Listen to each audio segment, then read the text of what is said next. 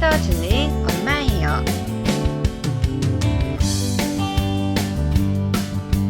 오늘은 알락달락 바다생물 책을 읽어드릴게요.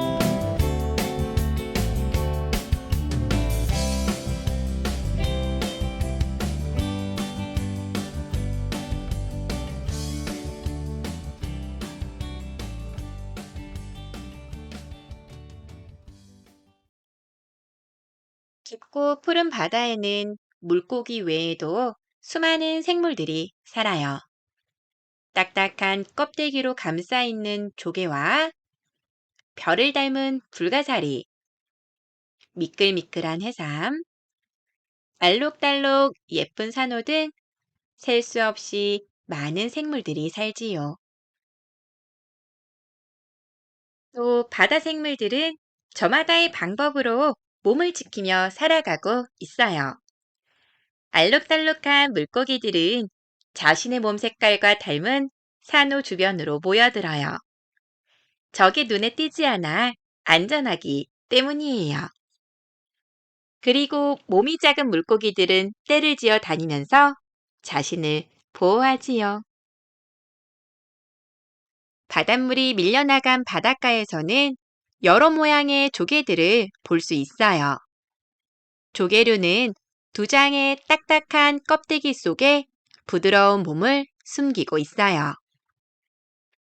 껍데기는 서로 맞물려 있다가 필요할 때마다 열고 닫아요. 주로 바닷속 바위 틈이나 갯벌의 진흙 속에서 살며 발로 기어다니거나 헤엄쳐 다니며 이동하지요.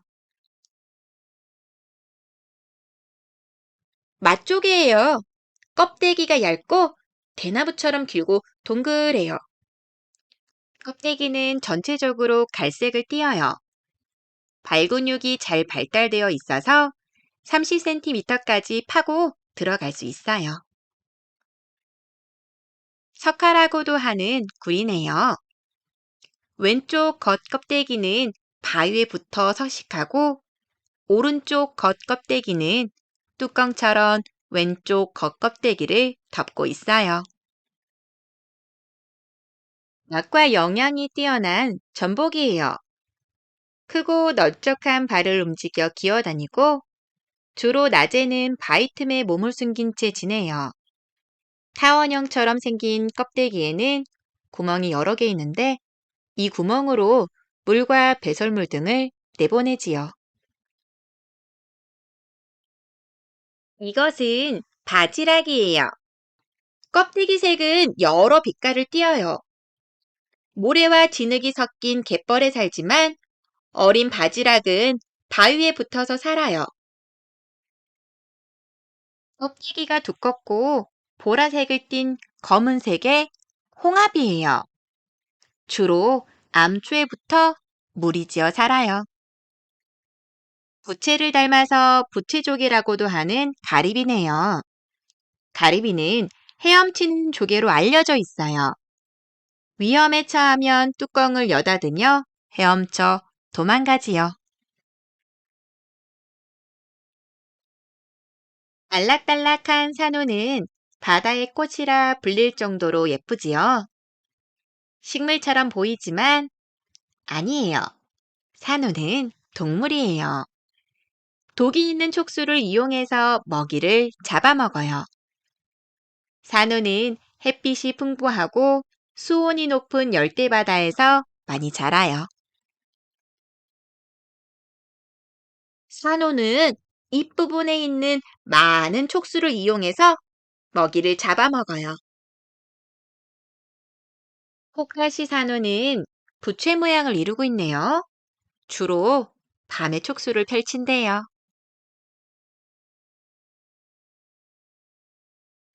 여름 해수욕장에서는 해파리를 조심해야 돼요. 해파리의 촉수에는 독침이 있거든요. 해파리는 뼈가 없어서 몸이 흐물흐물 거리지만 촉수에 물을 넣었다 뿜었다 하며 바닷속을 헤엄쳐 다닌대요. 뭔가 약해 보인다고? 함부로 만지면은 큰일 난다고. 독침에 찔릴 수 있어. 피부가 투명한 해파리의 몸은 빛을 통과시키지요.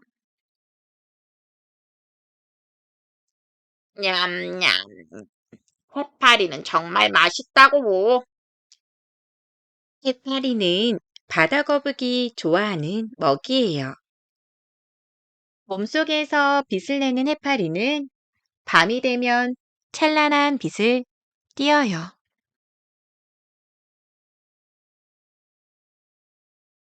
말미잘은 해파리처럼 가늘고 긴 촉수로 먹잇감을 사냥해요. 촉수의 도구로 먹이를 마취시킨 다음 입으로 냉큼 삼켜버리지요.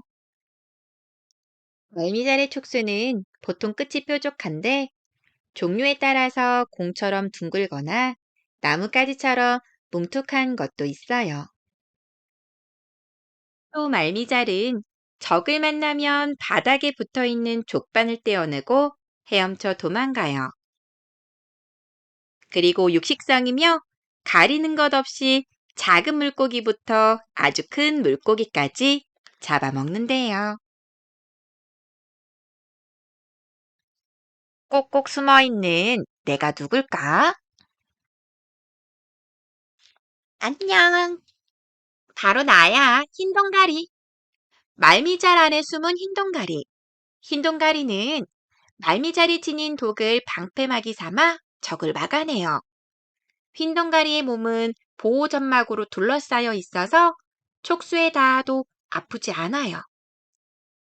또 흰동가리는 작은 물고기들을 끌어들여 말미잘의 먹이 사냥을 도와주어요. 바닷속에는 껍데기 없이 속살만 있는 갯민숭 달팽이가 있어요. 이러한 달팽이들은 몸을 보호해줄 껍데기도 없고 움직임마저 느려 적을 만나면 도망갈 방법이 없어요. 그래서 산호와 같은 동물의 촉수를 통째로 먹은 후 적을 만나면 그 촉수를 내뿜어 자신을 보호해요. 흰 갯민숭 달팽이는 돌기가 항문 주위에만 꽃다발처럼 나 있네요. 빨간 갯민숭 달팽이가 천천히 기어가고 있네요. 하늘 속 갯민숭 달팽이는 돌기가 등 전체에 있어요. 파란 갯민숭 달팽이는 짙은 파란색의 몸에 노란 줄무늬가 있어요.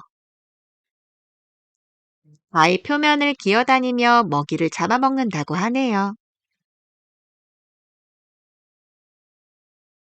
별을 닮은 뾰족뾰족 불가사리예요. 5개의 팔을 활짝 펼친 불가사리는 별을 똑 닮았어요. 불가사리는 위험하다 싶으면 스스로 팔을 잘라내기도 해요. 하지만 잘라낸 팔은 금방 다시 자라요. 불가사리는 주로 전복이나 굴 같은 조개류를 먹고 사는데 발로 꽉 안아서 꼼짝 못하게 한 다음 잡아먹어요. 불가사리의 5개 팔에는 수많은 관족이 있어요. 이 관족을 이용해 몸을 오므렸다 폈다, 오므렸다 폈다 하면서 자리를 옮겨 다닌대요. 몸 안에 공기를 가득 채우고 바닷물의 흐름을 타고 이동하기도 해요. 우렁쉥이는 흔히 멍게라고 불리는 바다 생물이에요. 울퉁불퉁 뿔이 나온 우렁쉥이는 암컷과 수컷이 한 몸에 있어요. 우렁쉥이는 만지는 물을 내뿜기 때문에 바다 물총이라고도 해요.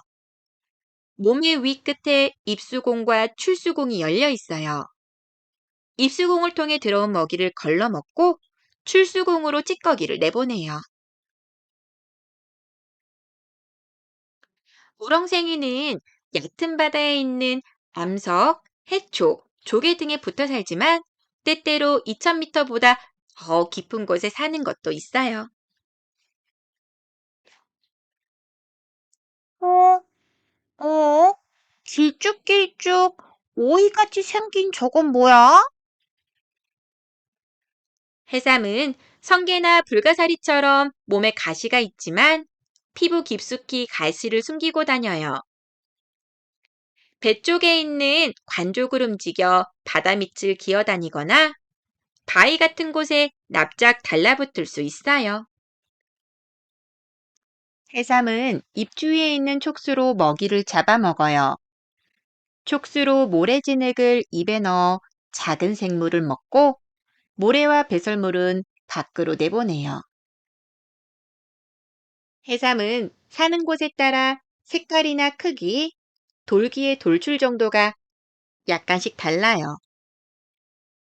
수온이 17도 이상 되면 먹는 것을 멈추고 25도 이상 되면 여름잠을 잔대요. 성게는 동글동글한 몸에 날카로운 가시를 세우고 있어요. 이 가시가 있어 적으로부터 몸을 지킬 수 있어요. 가시 끝에는 다리 역할을 하는 하얀색 관족이 뻗어 나와 있어요. 이 관족을 움직여 바위 위를 돌아다니거나 먹이를 입으로 넣어요. 성게는 주로 낮에는 바위 틈에 숨어 있다가 밤에 먹이를 찾아다닌대요. 성게를 뒤집어 보면 입과 관족을 볼 수 있지요. 바다 생물들은 천적에게 잡아먹히지 않으려고 여러 가지 방법으로 자신을 보호해요. 문어는 먹물을 뿜고 도망가고 해삼, 불가사리, 갯민숭 달팽이는 냄새로 적을 쫓고 성게는 뾰족한 가시로 자신을 보호해요. 또 해명과 오징어 알은 쓴맛이 나게 하여 먹고 싶지 않게 하지요. 작은 물고기들은 떼를 지어 다니는데 다른 물고기들이 큰 무리를 보고 커다란 물고기로 착각해서 덤비지 않게 하기 위해서예요.